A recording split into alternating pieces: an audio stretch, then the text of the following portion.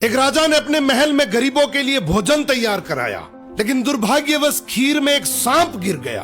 किसी को भी इसका पता नहीं चला और वो खीर गरीबों में परोस दी गई और इसे खाने से सभी गरीबों की मृत्यु हो गई। ये देखकर राजा के होश उड़ गए। उसे लगा कि उस पर गरीबों की हत्या का पाप लग गया। पश्चाताप में वो अपना महल और राज्य छोड़कर जंगलों की ओर निकल पड़ा। उसने सोचा कि शायद तपस्या से उसे इस पाप से मुक्ति मिल सके। चलते चलते वो एक गांव में पहुंचा। गांव के चौपाल में बैठकर उसने पूछा कि क्या इस गांव में कोई ऐसा परिवार है जो सादा जीवन और भक्ति में विश्वास रखता हो।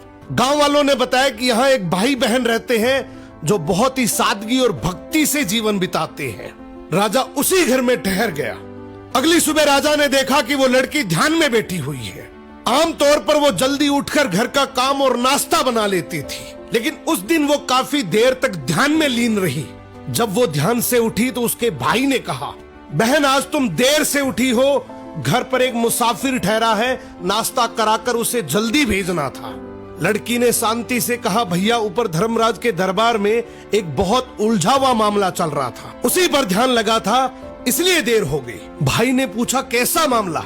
लड़की बोली, एक राजा ने गरीबों के लिए भोजन बनवाया था, लेकिन दुर्भाग्यवश खीर में सांप गिर गया और वही खीर खाने से सभी गरीबों की मृत्यु हो गई।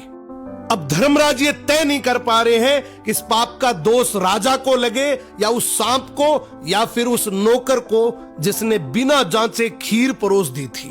राजा ने प्रार्थना की, क्या मैं एक रात और यहाँ रुक सकता हूँ? भाई बहन ने अनुमति दे दी। उधर गांव की चौपाल में दिन भर लोग बातें करते रहे कि पता है फला राज्य के राजा ने अपने राज्य के गरीबों को हटाने के लिए उन्हें जहरीला भोजन खिलाकर मरवा दिया। बिना सच जाने लोग निंदा करते रहे।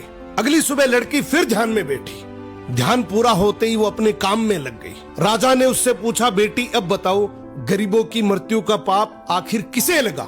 लड़की ने शांत स्वर में कहा, वो पाप उन लोगों को लगा जो चौपाल पर बैठकर बिना सच जाने निंदा कर रहे थे। राजा की आंखें भर आई, ये जानकर कि वो इसका दोषी नहीं है। जिंदगी में याद रखना, दूसरों के पाप गिनने वाला इंसान अक्सर अपने सर पर सबसे बड़ा पाप उठा लेता है।